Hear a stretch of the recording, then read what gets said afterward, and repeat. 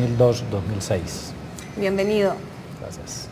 Y Marta Ardila, profesora de la Universidad Javeriana y una experta en América Latina y conocedora de México, ¿no?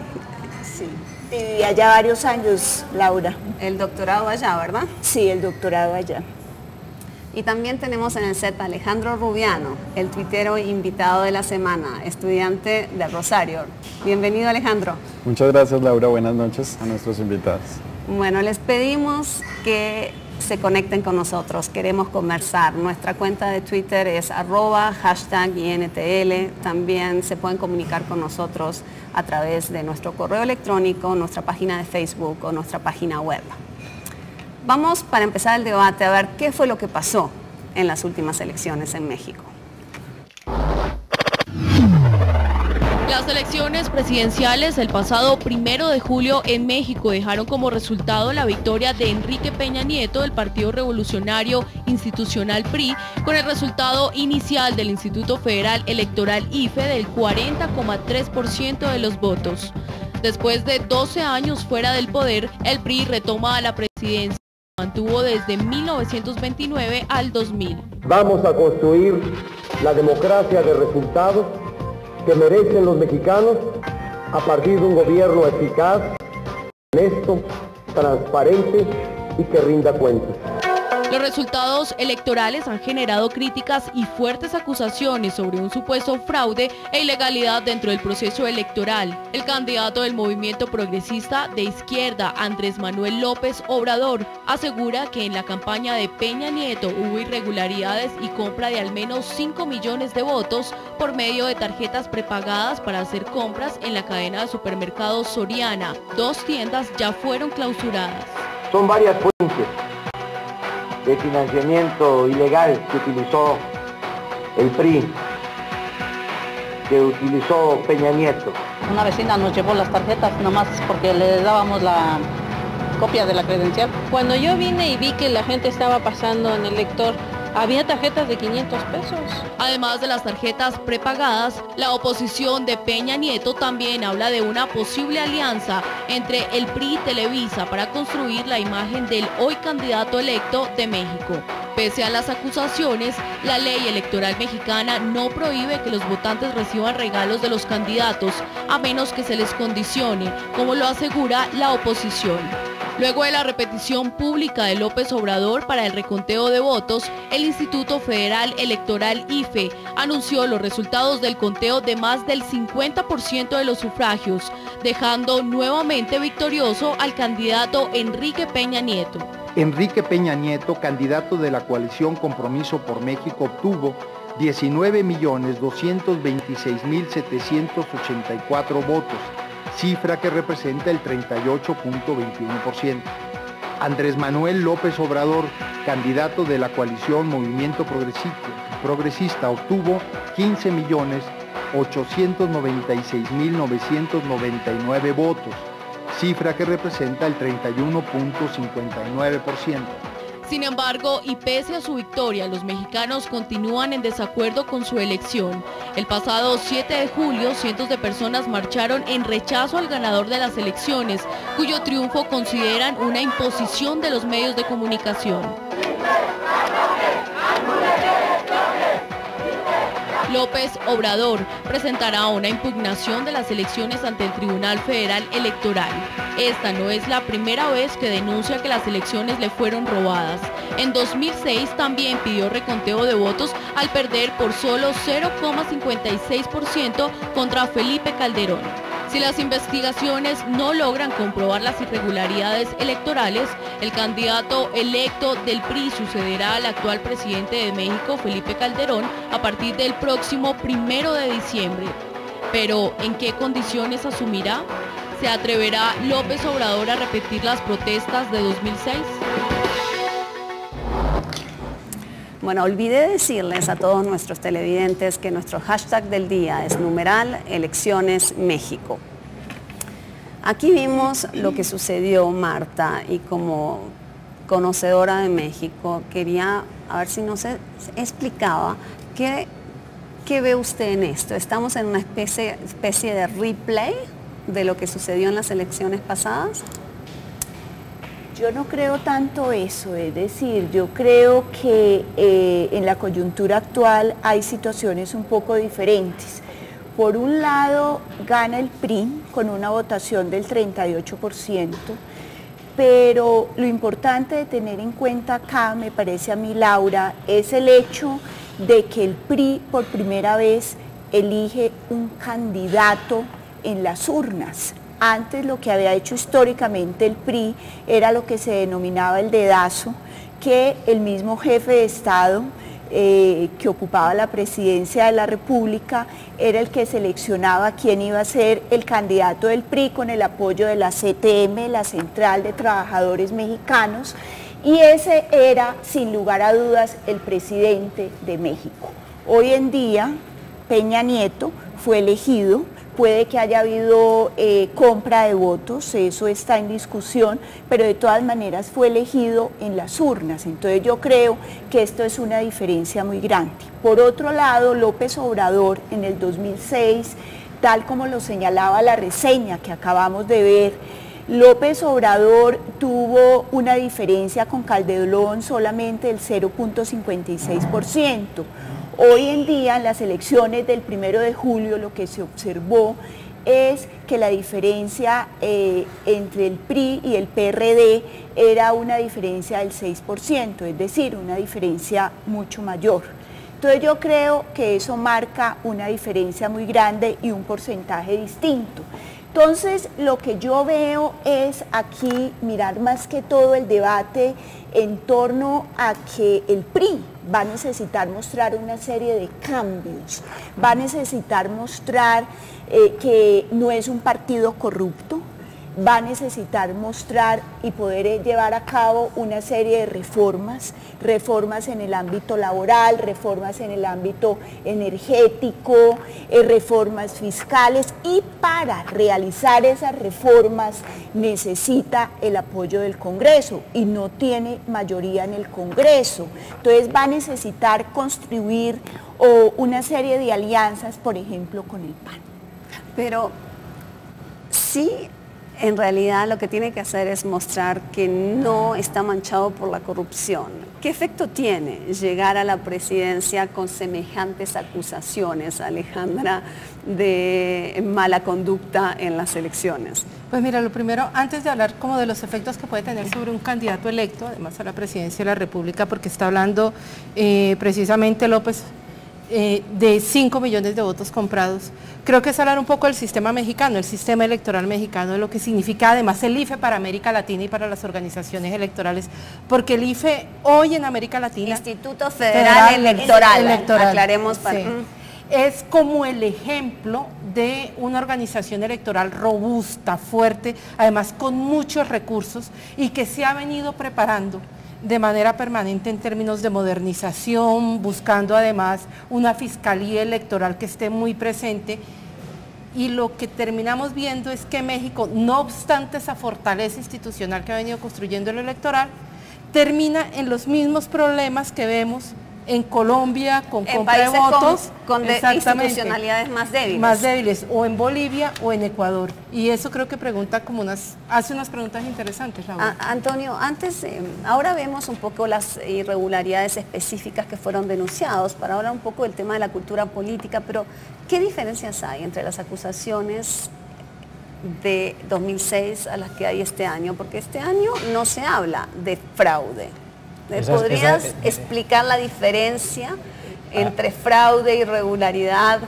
Es que fíjate tú que esa es otra gran diferencia sustancial en los dos casos. En el 2006 se habló de fraude y por eso la petición de López Obrador era el recuento de los votos. Ahora en el 2012 se está hablando de compra de votos. Es decir, ya es un problema ajeno al proceso electoral mismo, digamos, a lo que depende del IFE, el Instituto Federal Electoral. Por eso el presidente del IFE ha dicho con toda claridad que el IFE carece de competencias, no tiene competencias para atender ese tipo de reclamaciones, porque son asuntos que tienen que ver con el delito y no con las actividades propiamente electorales. Esa es una diferencia sustancial en las dos reclamaciones. Hoy se habla de compra de votos y no de fraude en el escrutinio, digamos, como como ocurrió en el 2006.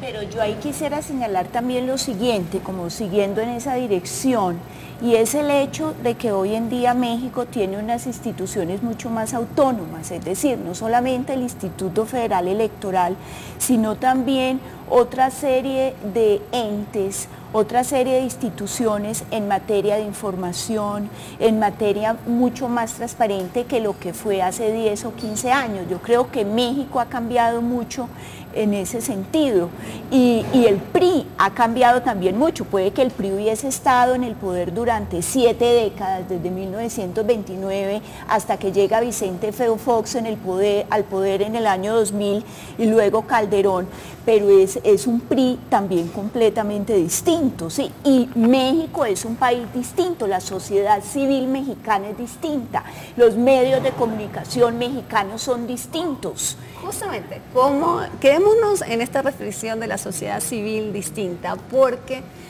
nosotros nos comunicamos con Anonymous México y también con Yo Soy 132. Y antes de entrar de lleno a discutir lo que nos acaba de plantear Antonio, que la autoridad electoral no puede terciar en casos de compra de votos. Antes de entrar de lleno en esta discusión, queremos mostrarles lo que Anonymous México nos dijo y les queremos mostrar también los videos que nos mandaron. Veamos. Les mandamos un saludo a los chicos de Hashtag Internacional, que tienen su programa ahí en Colombia, que son los que nos están entrevistando en este momento. Estas elecciones presidenciales fueron de lo más asquerosas que ha habido en la historia de México. Más que nada porque todo al parecer iba a favor de un solo candidato, que es Enrique Peña Nieto, perteneciente al Partido Revolucionario Institucional. Entonces, ¿qué pasó estas elecciones? Pues más que nada nosotros estamos a favor de la democracia y del voto consciente o del voto informado. Entonces el Partido Revolucionario Institucional ha estado haciendo una campaña de compra de votos desde hace como 2 o 3 meses antes de las elecciones. Incluso hay muchos videos en YouTube que prueban la compra de votos, que prueban cómo los militantes del PRI contrataban gente y pagaban dinero para que esa gente trajera personas que fueran a votar por ese partido, por ese candidato. Incluso a nosotros nos llegó un reporte de que había una base de datos del PRI que precisamente servía para eso, para registrar a todas aquellas personas con sus datos de aquellos que fueran a votar seguros por el PRI. Se invitó a todo México, a todo el país, que hubiera una participación ciudadana, que cuidáramos las casillas, que le tomáramos fotos a las sábanas con el conteo de votos.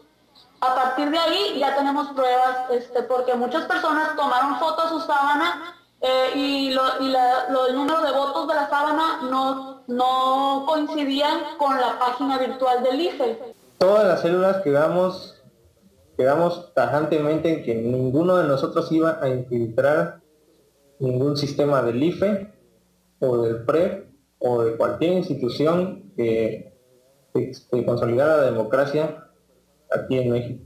En estos momentos es necesario que todos los mexicanos y mexicanas estén unidos, estén informados y que todos en sus casas, sus colonias, avisen y informen a la gente sobre esto que está pasando, porque el tiempo del cambio ha llegado para todos. Los muchachos de Anonymous nos dijeron que ellos habían decidido no usar los métodos propios de infiltración en sistemas informáticos porque les parecía que eso no ayudaría a consolidar la democracia la democracia mexicana, pero que sí habían organizado, el movimiento se había organizado para salir a observar las elecciones como ciudadanos comprometidos e interesados. Aquí les vamos a mostrar un video que fue grabado por uno de ellos. Eligen los candidatos, es de los candidatos. Esto es de Enrique Peña Nieto, estamos trabajando para Enrique Peña Nieto. Los que ya cumplieron, los gobernadores de zona que ya cumplieron con sus 3, que son ahora a ustedes les pido que sus 4 que ya nos dieron, nos den sus 10 promovidos para la segunda fase.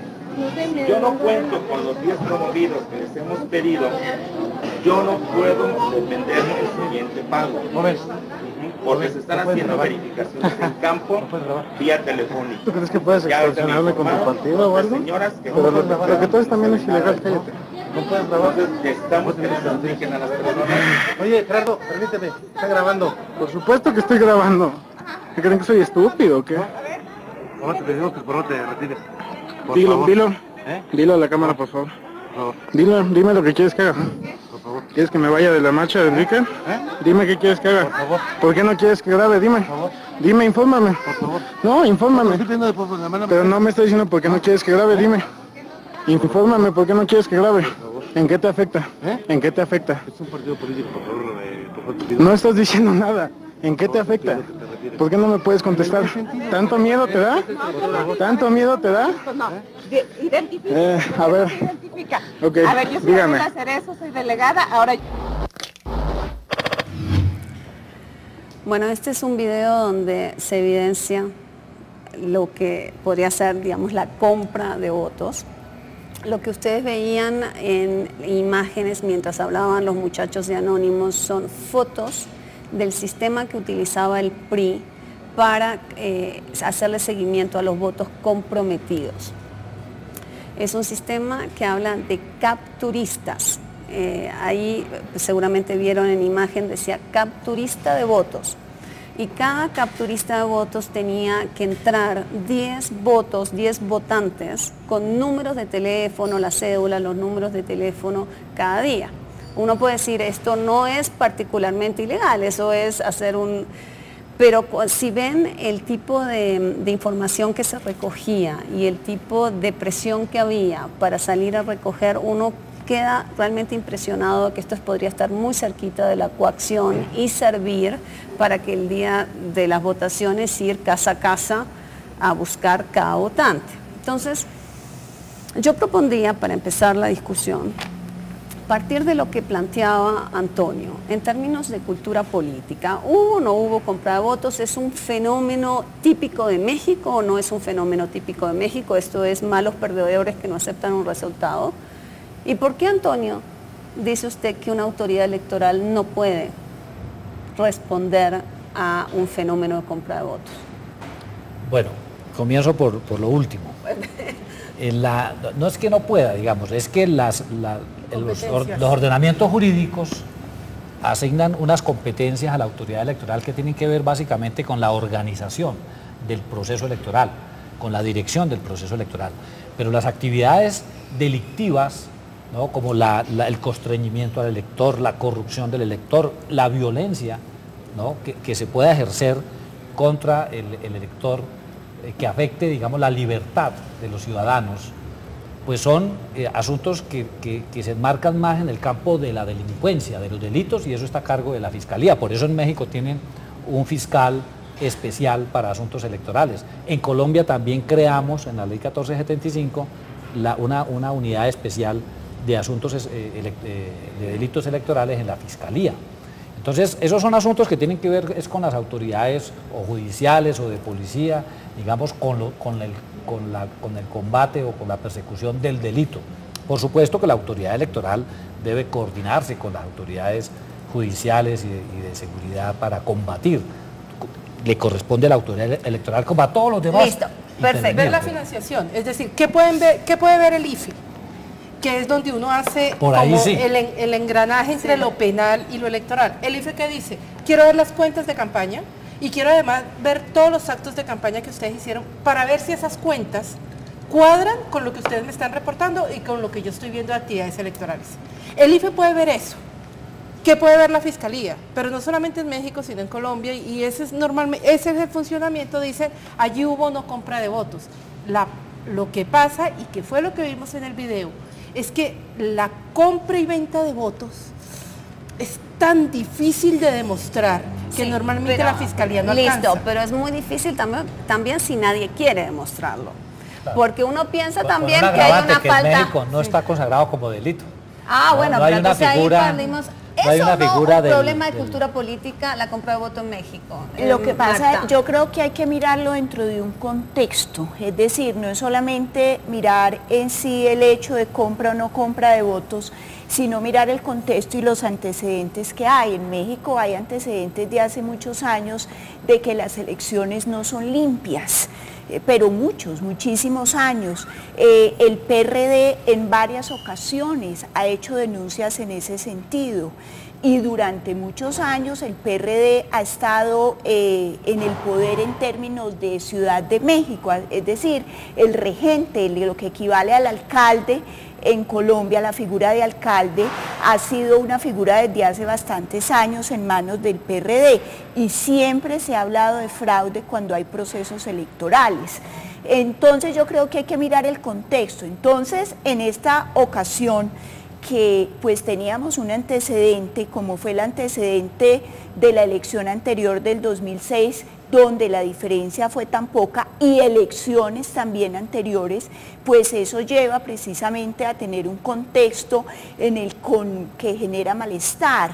Por otro lado, vimos lo que sucedió con el movimiento 132 el 11 de mayo, que es cuando nace precisamente en la Universidad Iberoamericana, y que desata pues toda una ola de inconformidad que de alguna manera, aunque ellos se declaren apolíticos y se hayan declarado de que no favorecían a un candidato u otro, sí favoreció indirectamente a López Obrador sin lugar a dudas, pero que fue un movimiento que ya no es un movimiento solamente coyuntural, es decir, se dio también el movimiento Convergencia México, que nació en el ITAM, que es también una universidad privada mexicana. Entonces lo interesante y el debate de todo esto es mirar por un lado si esto va a ser un movimiento de oposición que va a ir más allá y que va a tener durabilidad en el tiempo, y mirar también qué hay detrás de todo esto, porque de todas maneras fue un movimiento que nació en universidades privadas. Los anteriores movimientos estudiantiles en México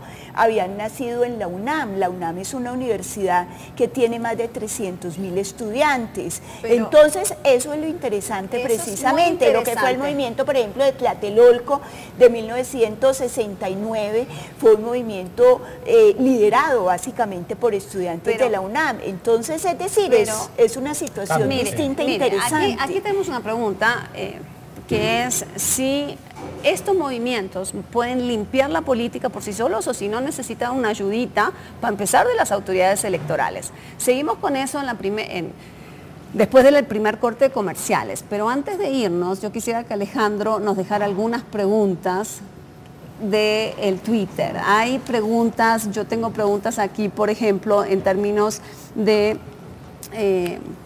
que no puede haber democracia cuando se crea en el votante una obligación de devolver un favor.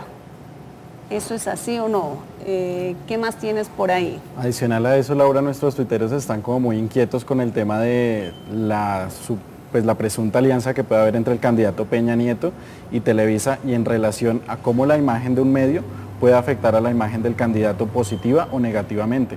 Esa es una de las inquietudes que manejan nuestros tuiteros en este momento. Sí, una preocupación aparte de toda América Latina, ¿no? El tema el papel de los medios de comunicación. Nos vamos a un corte de comerciales y volvemos en un segundo para seguir la discusión sobre elecciones México.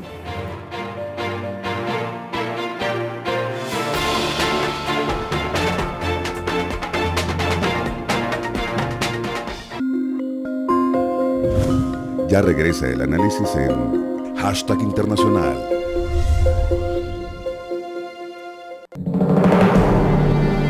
San Carlos, Memorias del Éxodo en la Guerra. Un documental que cuenta la historia de este pueblo en el oriente antioqueño. Empezamos a encontrar una gran cantidad de población desplazada en San Carlos que residía ya en la ciudad de Medellín. Todos los actores armados con todas las estrategias de guerra. Jueves 12 de julio, 9:30 de la noche. Canal Capital. Televisión más humana.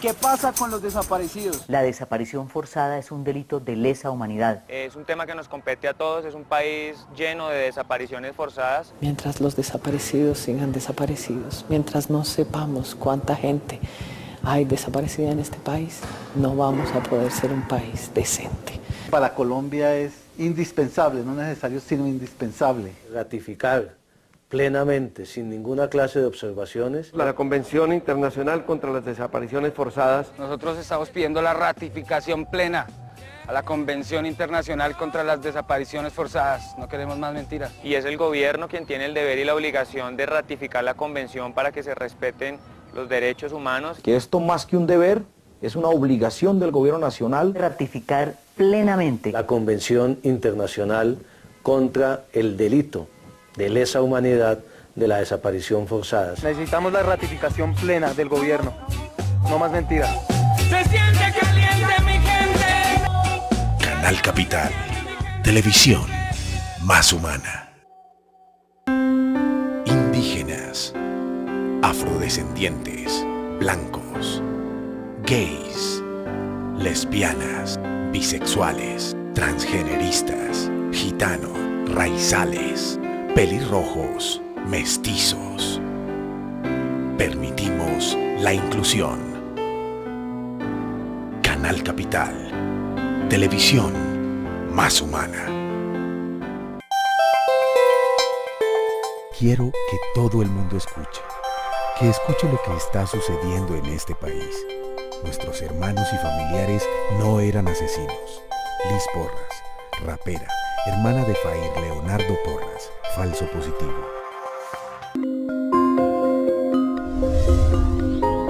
El análisis continúa en #internacional.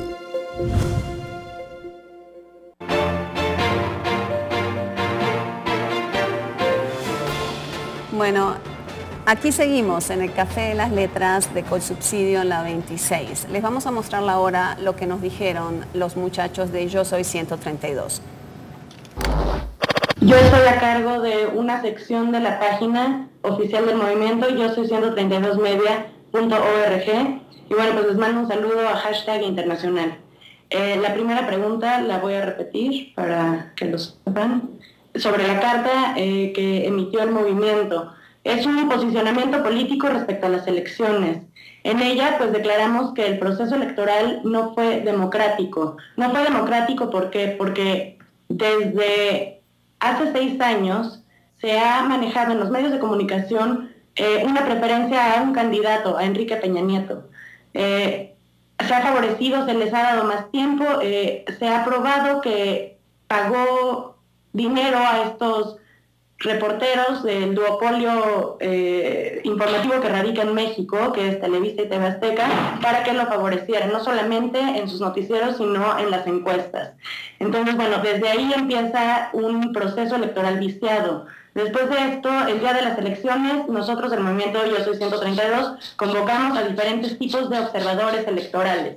Uno fue inscritos en el IFE, hubieron más de 3,000 representantes que iban a estar como vigilantes de las elecciones en casillas. Y otros eran vigilantes ciudadanos, que también tenían derecho a entrar a las casillas, a ver cómo se llevaba a cabo el proceso electoral. Este día nos reportaron más de 1,000 denuncias sobre violencia, sobre compra y coacción de voto, sobre presión para votar por este candidato. También reporte de unas tarjetas que se estaban repartiendo con dinero para comprar en un supermercado a cambio del voto, ¿no? Por ejemplo, Carrusel, que es cerca de una casilla, existe una casa de seguridad de un partido en donde la gente es llamada gente de muy bajos recursos que necesita ese dinero y bueno, ahí se compra su voto. Entonces les dan una boleta tachada por el candidato Enrique Peña Nieto, les piden que vayan a la casilla, que la metan y que regresen la boleta en blanco, ¿no? La que les entregan. Como movimiento esperamos ser un órgano de presión, no importa quién haya llegado, queremos presionar, queremos exigir lo que nos corresponde. Llegó un momento en donde la sociedad mexicana está despertando y está decidiendo lo que le corresponde y lo que queremos, ¿no? Entonces, por ejemplo, las reformas que trae el candidato que se dice que ganó, son muy fuertes. La reforma energética, por ejemplo, la laboral, queremos ser un órgano de presión para que se represente al pueblo de México y para que la pobreza y las injusticias en este país empiecen a llegar a su fin. Entonces, bueno, va por ahí y está por definirse cuál va a ser el camino, ¿no? Bueno, Alejandra, tú tenías un comentario aquí que... No, quería hacer un comentario, es porque cuando empezó el movimiento Yo Soy 132, la verdad me puse muy feliz. Y me puse muy feliz, uno, porque eran jóvenes, metían jóvenes de las universidades, y yo sí creo que cuando la juventud se mete en los procesos electorales o en los procesos democráticos, los países tienen esperanza y realmente tienen cambios. Yo no sé si Yo Soy 132 se vaya a mantener o no, pero normalmente cuando hablamos de procesos electorales siempre hablamos de autoridades, hablamos de candidatos, hablamos de partidos políticos y se nos olvida que los procesos electorales en última son de los ciudadanos, porque están eligiendo quién va a ser su poder político. Y independientemente de cómo se haya hecho ese proceso electoral en México, cuando ya tiene una ciudadanía de más joven, que está pensando su democracia, que piensa su sistema electoral, un país no tiene sino la opción de mejorar, porque es autocrítico. Como aquí estamos tratando de acercar desde hashtag a los jóvenes a los temas internacionales, Alejandro, cuéntanos qué preguntas nos formulan desde el Twitter para hacer aquí al plantel y seguir con la discusión. Bueno, la pregunta sigue latente en relación a la estrecha relación que se puede establecer entre medios y política. Adicional a esto, y pues ya como de corte un poco más personal, me gustaría saber cómo en qué medida estos movimientos de ciudadanos jóvenes que se están logrando en América Latina y en el mundo en general, se pueden desarrollar solos o si necesitan de un apoyo general de las instituciones de un Estado en particular. Y había otra pregunta para ti, Alejandra, sobre si en México existen los sistemas de alerta temprana o no.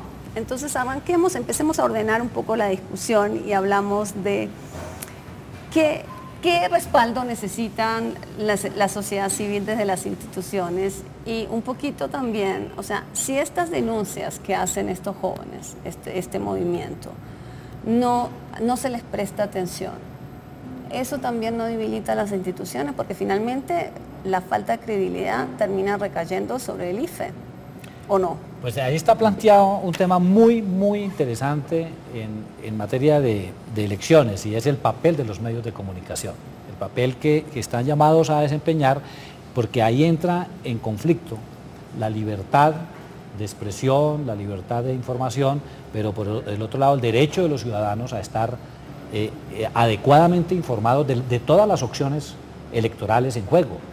Y por eso, digamos, legislaciones como la nuestra consagran la obligación de los medios de dar un trato equitativo. Fíjese lo que le pasó a Yo Soy 132. Yo 132 es una red social. Utilizó una red social para denunciar la parcialización de un medio de comunicación y fabricar una candidatura, digamos, dándole todos sus espacios sin respetar las reglas de juego, porque México ya tiene regla, la última reforma electoral que hicieron. Mi pregunta es, la compra de votos se da en México y se da en muchos otros países en América Latina. ¿Es posible decir, no, tiene que ser la autoridad judicial, aquí hay un crimen, tienen que pasar a las fiscalías que investiguen qué pasó? Eso ustedes saben bien que es una manera de dilatar las decisiones. O sea, aquí si no se interviene en una elección, intervenir 5 o 6 años después no sirve.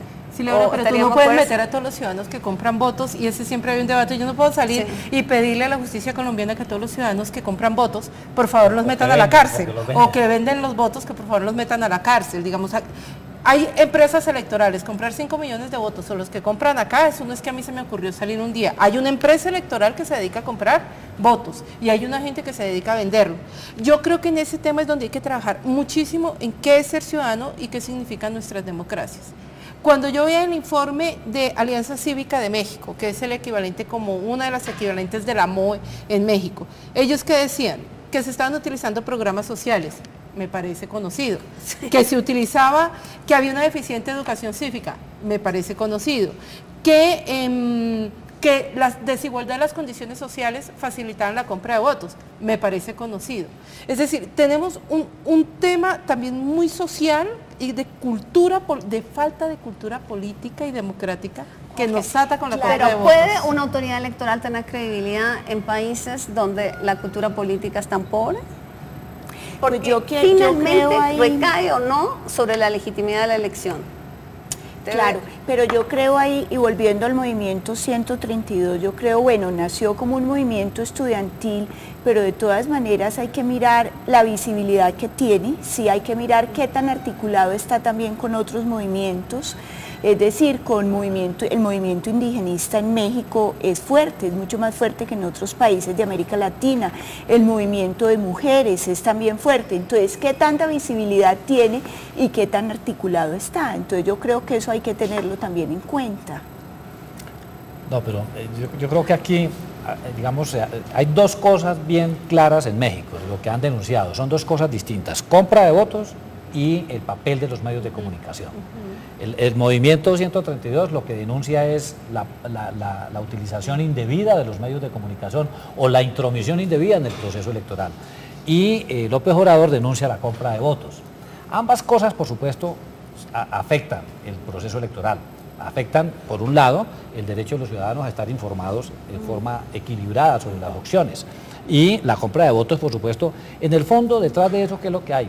Miseria, pobreza. O sea, los ciudadanos que venden el voto son ciudadanos que viven en condiciones de miseria absoluta, que le encuentran, digamos, claro, desafortunadamente. Yo creo que ni siquiera es un problema de cultura política, es un problema de una realidad social impresionante, en donde los ciudadanos no tienen realmente no son libres a la hora de elegir. Pero yo ahí quisiera mencionar lo siguiente, es decir, si uno mira comparativamente con otros países de América Latina, el sector público mexicano era uno de los sectores más fuertes y más ricos de toda América Latina, pero comienza todo un proceso de privatización durante la década de los 90, precisamente más que todo durante el gobierno de Salinas de Gortari, y eso hace precisamente que se dé una mayor pobreza. En vez de llevar viene luego el NAFTA, vienen una serie de circunstancias y lo que se ve es que la pobreza hoy en día en México es comparable con otros países de América Latina. México siempre se vio como un país, hace 30 años, México era el país que tenía un mayor desarrollo en América Latina. Sí, hoy en día México no lo es, México era una potencia regional en ascenso, hoy en día México es una potencia regional en descenso. Por eso es que se habla tanto de que se necesitan una serie de reformas en muchos aspectos, precisamente para poder llevar a México a un mayor posicionamiento en el escenario internacional, poder hacer parte de países hipotéticamente como los BRICS u otro tipo de países que tienen un mayor juego a nivel del escenario internacional. Entonces México de alguna manera se estancó. Entonces la pregunta es, ¿qué fue lo que llevó a México a ese estancamiento? Sí.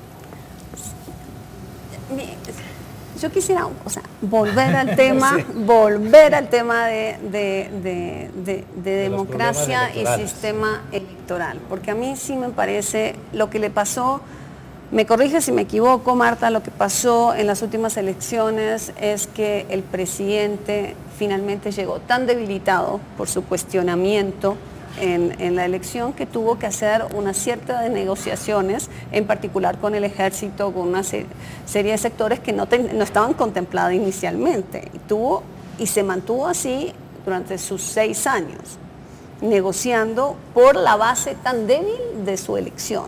No, y no solo por eso, es que además tenía un problema porque aquí hemos pasado como en lo electoral, pero hay una parte del contexto mexicano que no ha hecho mucha presencia y es México está cruzado en ese momento con unos problemas de violencia y de narcotráfico muy fuertes, es decir, y de creo corrupción, que y de corrupción de instituciones, sí, también, y de ¿no? corrupción, pero impresionante, digamos, si hoy alguno habla de México es violencia y una corrupción institucional muy fuerte. Y por eso Marta habla un poco, sí, también del descenso, o sea, de una potencia en descenso. Y en ese marco es que se hace democracia. Podemos, no exactamente, pero podemos trasladar en México desde hace muchos años, es decir, es una corrupción que ha sido una corrupción institucionalizada, una corrupción legitimada, más que en otros países de América Latina. Entonces la corrupción es una variable constante que ha estado presente en el sistema político mexicano desde hace muchos años. Pero es que normalmente a los corruptos les encanta quedarse estáticos, pero las sociedades cambian, es decir, las sociedades cambian y exigen.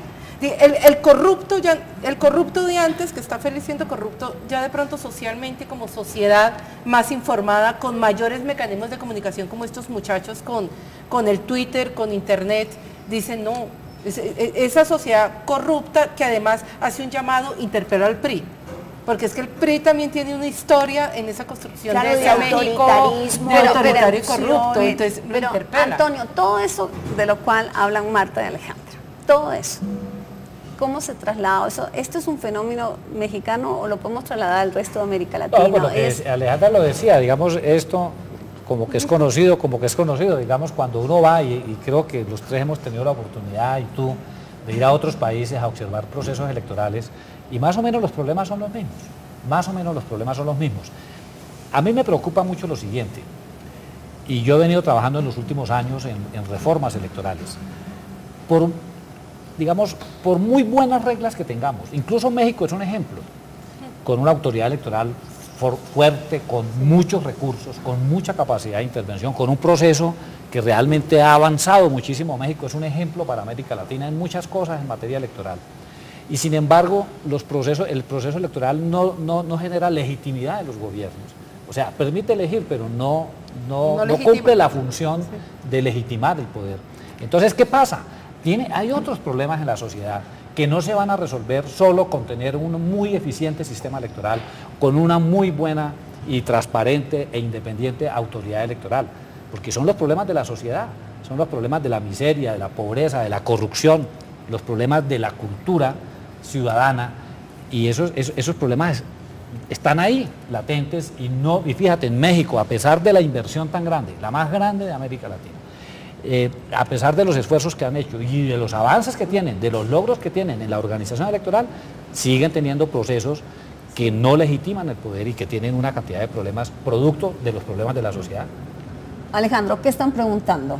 ¿Qué están preguntando los televidentes? Bueno, nuestros tuiteros en este momento están casi que abogando por la construcción de una cultura política y de una educación cívica mucho más fuerte a nivel Latinoamérica. Y en este momento pues se nos pregunta más puntualmente sobre cómo se da ese proceso de construcción de una educación política, pues digámoslo, fuerte a nivel Latinoamérica. Esa pregunta, esa es la pregunta del millón. Claro. ¿Podemos pasar, Marta, perdón, que te interrumpí?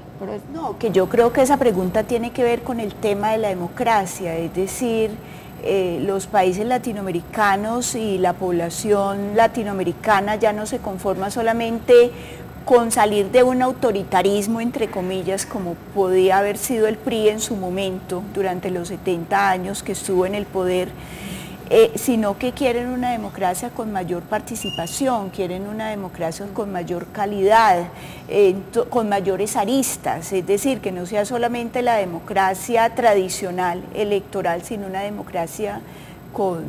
Y eso nos lleva al tema de Venezuela, porque así ha planteado el presidente Chávez el debate sobre la democracia electoral versus la democracia participativa. Y estamos a poquitos meses de una elección presidencial en Venezuela. Quería que discutiéramos este problema de cómo se eligió México, estos problemas de las irregularidades allá,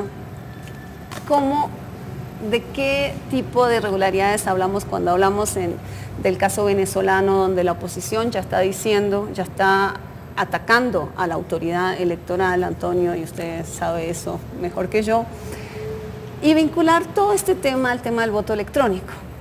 porque en Venezuela ya el voto está completamente automatizado y quería preguntar aquí a los expertos electorales si el voto electrónico es parte de la solución y si ayuda a resolver alguno de los problemas que hemos planteado aquí en términos de cultura política. Te veo, empiezo por la dama. Gracias, Antonio. Pues lo primero que yo creo que hay que señalar es que uno no se puede embelezar con el tema más de lo que es. Cuando hablamos de voto electrónico, estamos hablando de una máquina donde uno va y vota. Punto. Es decir, a uno una máquina no le construye democracia, a uno una máquina no le construye una mejor calidad de ciudadanía, ni te construye candidatos más democráticos, honestos. ¿Qué es? Un mecanismo que le facilita a la logística electoral un mejor conteo de votos.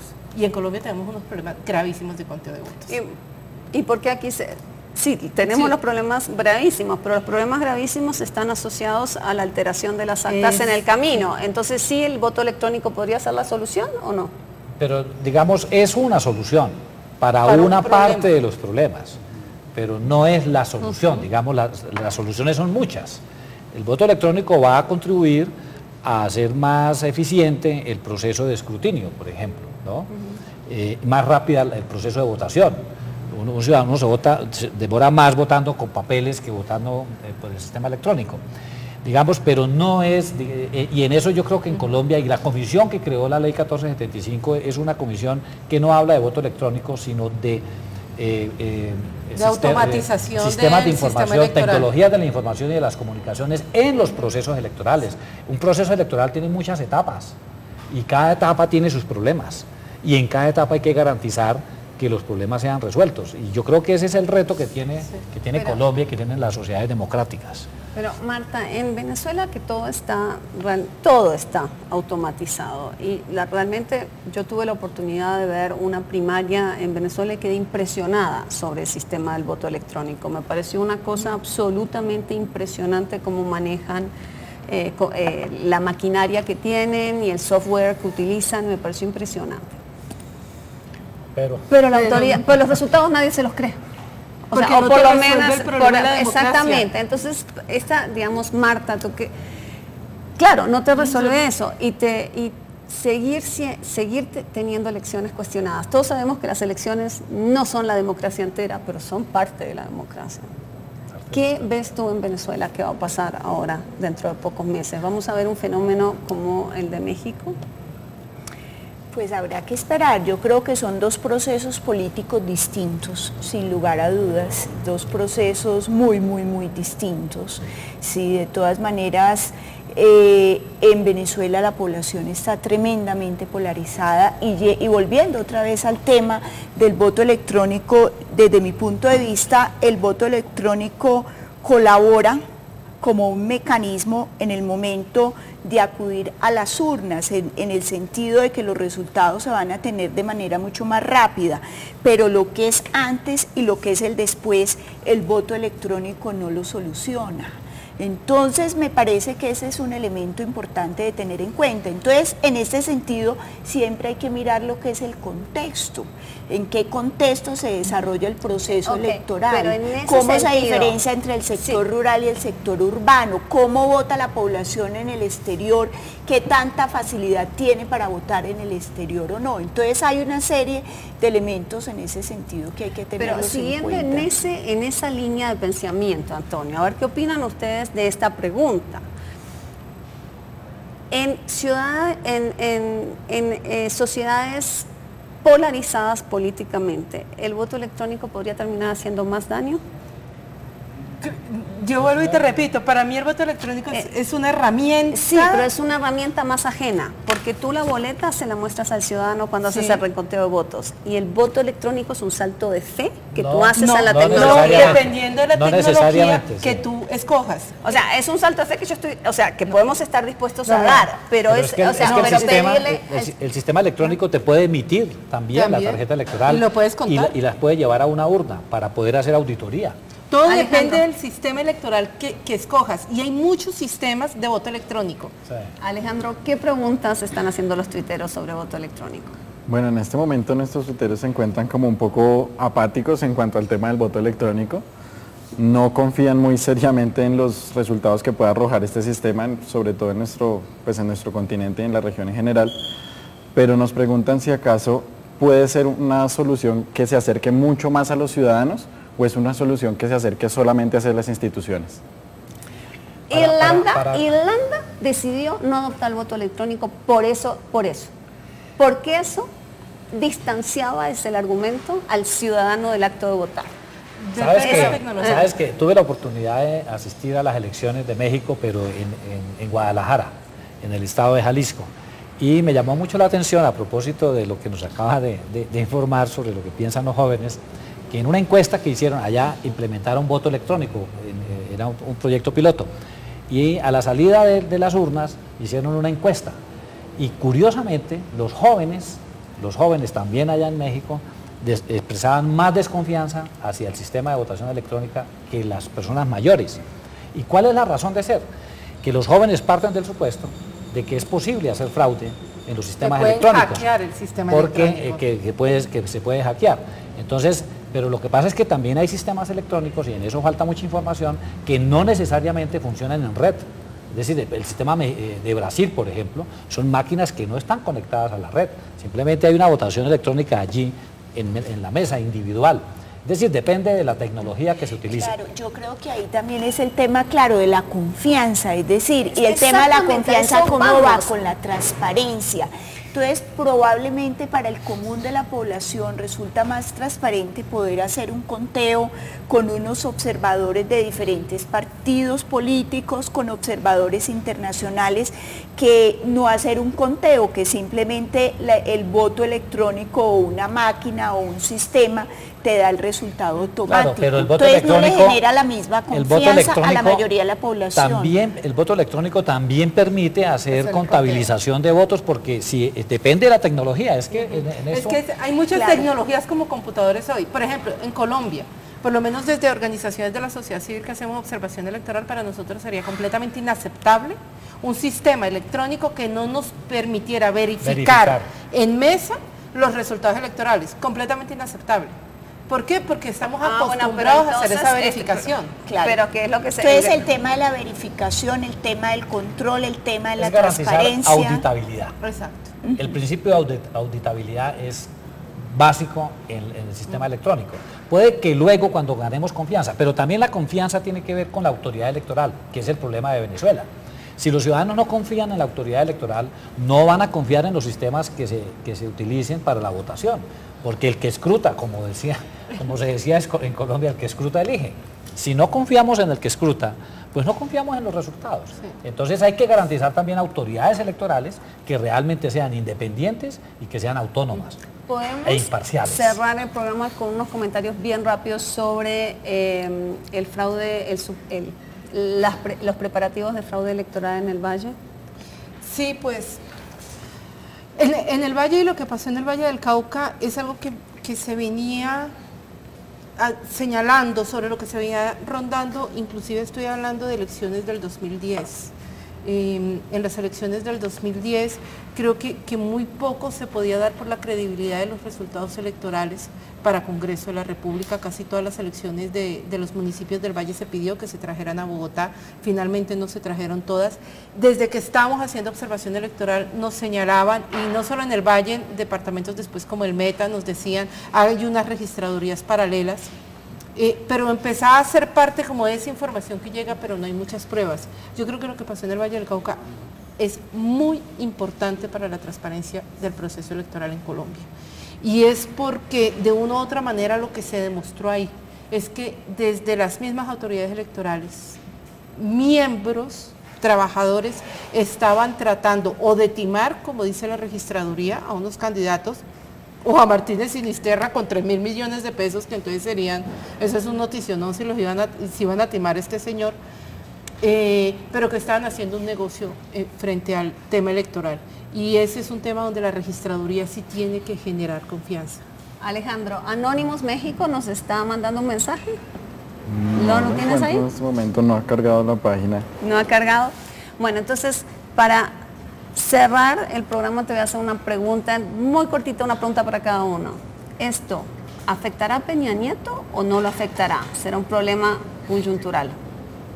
No, yo creo que Peña Nieto tiene que poner cuidado, es decir, la legitimidad del PRI está en cuestionamiento, el futuro mexicano está en cuestionamiento, entonces, insisto, la posibilidad de que haga una serie de reformas laborales, reformas en cuestiones fiscales, reforma en cuestión energética también, va a depender de las posibilidades de alianzas que tenga con otros partidos y pues tendremos que esperar el gabinete ministerial, que yo creo que en ese sentido nos va a dar luces. Yo quisiera llamar la atención sobre lo siguiente, que me parece que salva a la democracia mexicana, y es que en el sistema que tienen adoptado, quien va a resolver las reclamaciones finalmente y va a declarar el resultado electoral es el Tribunal Federal Electoral, el TRIFE, no la autoridad administrativa, no va a ser el IFE, el Instituto Federal Electoral. Entonces hay un juez independiente con mucha credibilidad en México, que es el que finalmente, que salvó a México en el 2006, que es el que finalmente va a resolver las reclamaciones y va a declarar quién es el ganador. Pero esto se quedó así. ¿Llegó ya el mensaje que nos dice Anonymous? Bueno, en este momento Anonymous nos está recalcando de manera como muy fehaciente que el voto electrónico para ellos es una opción descartada en México. ¿Qué? Que el voto electrónico en México para ellos es una opción descartada. No dan pues muchas razones acerca del tema, pero pues... Porque lo pueden hackear de pronto. Anónimos sabe de qué está hablando.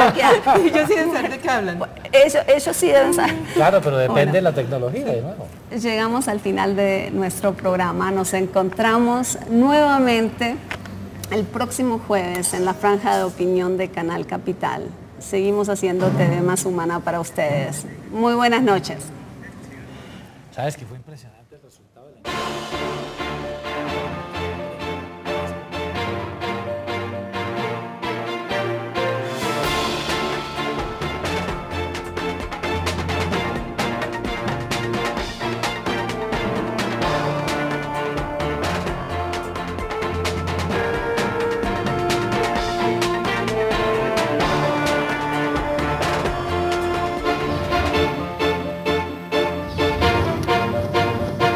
Colombia en el mundo en Colombia, con Laura Gil. El siguiente programa es para mayores de 18 años. Puede contener escenas de sexo y violencia. Clasificación adulto.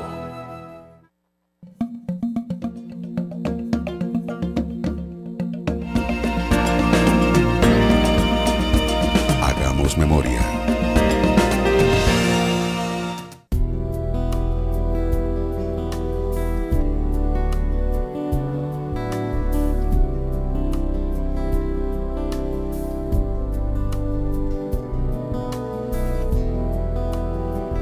San Carlos es un municipio ubicado en el oriente antioqueño. Abundantes bosques no intervenidos y ecosistemas estratégicos enmarcan el trabajo diario de sus moradores que adornan las montañas de verdes interminables.